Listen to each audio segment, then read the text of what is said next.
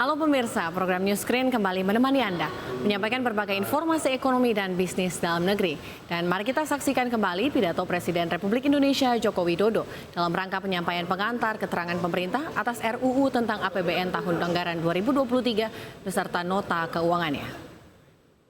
Peningkatan akses pendidikan pada seluruh jenjang pendidikan, peningkatan kualitas sarana prasarana penunjang kegiatan pendidikan terutama di daerah terluar, tertinggal, dan terdepan 3T. Penguatan link and match dengan pasar kerja, pemerataan kualitas pendidikan, serta penguatan kualitas layanan PAUD. Selanjutnya, pemerintah juga berkomitmen untuk memperkuat investasi di bidang pendidikan antara lain dengan mendukung perluasan program beasiswa, pemajuan kebudayaan, penguatan perguruan tinggi kelas dunia, dan pengembangan riset dan inovasi. Pembangunan infrastruktur dianggarkan sebesar Rp392 triliun yang diarahkan untuk mendukung penguatan penyediaan pelayanan dasar, mendukung peningkatan produktivitas melalui infrastruktur konektivitas dan mobilitas, menyediakan infrastruktur energi dan pangan yang terjangkau, andal dan memperhatikan aspek lingkungan, serta pemerataan infrastruktur dan akses teknologi informasi dan komunikasi.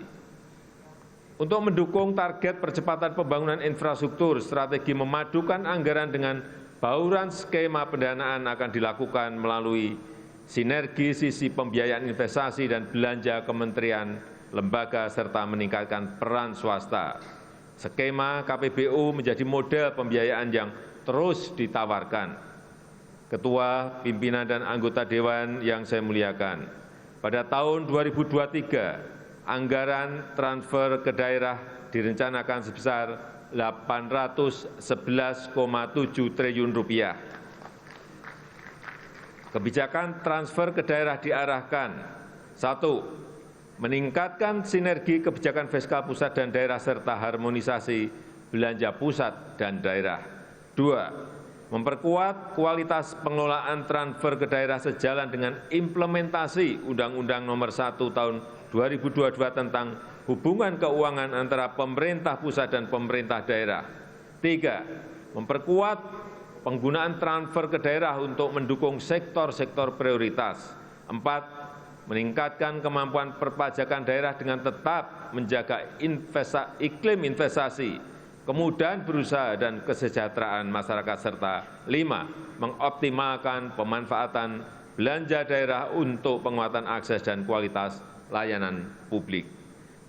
Ketua, pimpinan, dan anggota Dewan yang saya hormati dan yang saya muliakan, untuk menjalankan agenda pembangunan tersebut, pendapatan negara pada tahun 2023 dirancang sebesar Rp2.443,6 triliun, yang terdiri dari penerimaan perpajakan sebesar Rp2.016,9 triliun dan penerimaan negara bukan pajak PNBP sebesar Rp426,3 triliun.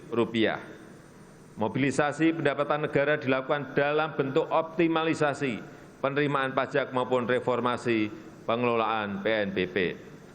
Untuk memperkuat kemandirian dalam pendanaan pembangunan, kita akan meneruskan reformasi perpajakan. Reformasi perpajakan dilakukan melalui perluasan basis pajak, peningkatan kepatuhan, serta perbaikan tata kelola dan administrasi perpajakan dalam rangka meningkatkan rasio perpajakan.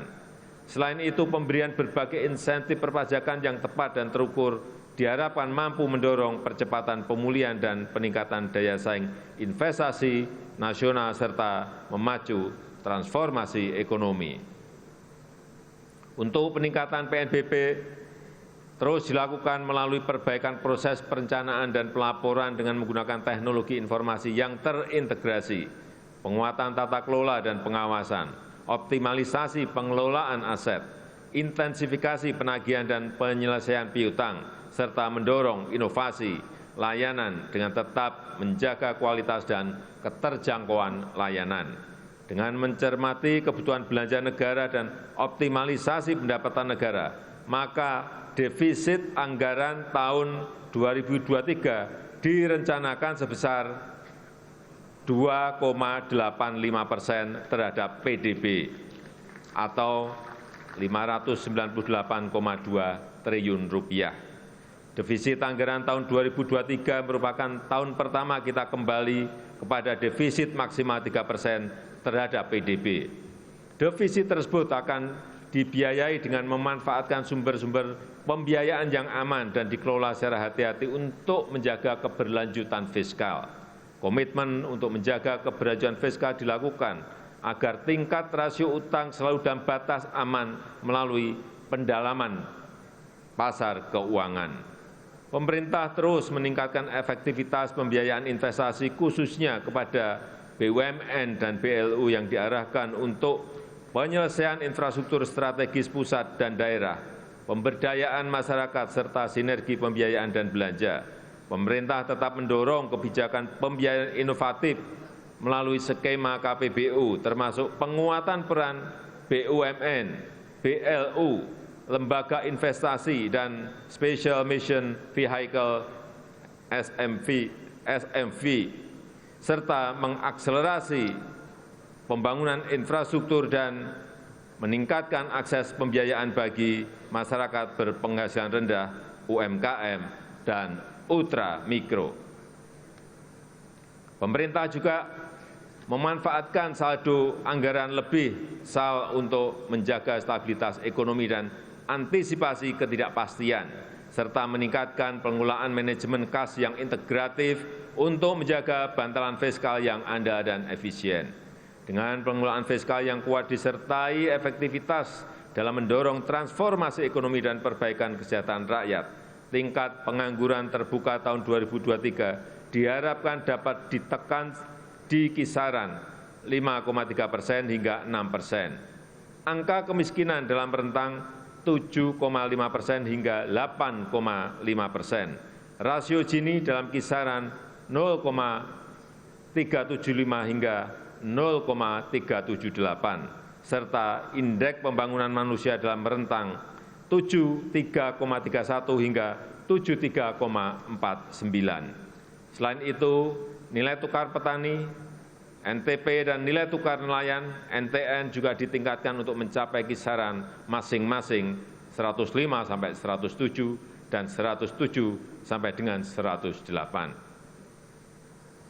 Hadirin yang saya muliakan, demikianlah keterangan pemerintah atas rancangan undang-undang tentang anggaran pendapatan dan belanja negara tahun anggaran 2023 serta nota keuangannya. Besar harapan kami, pembahasan RAPBN tahun 2023 ini dapat dilakukan secara konstruktif demi mewujudkan Indonesia maju berdasarkan Pancasila dan UUD 1945.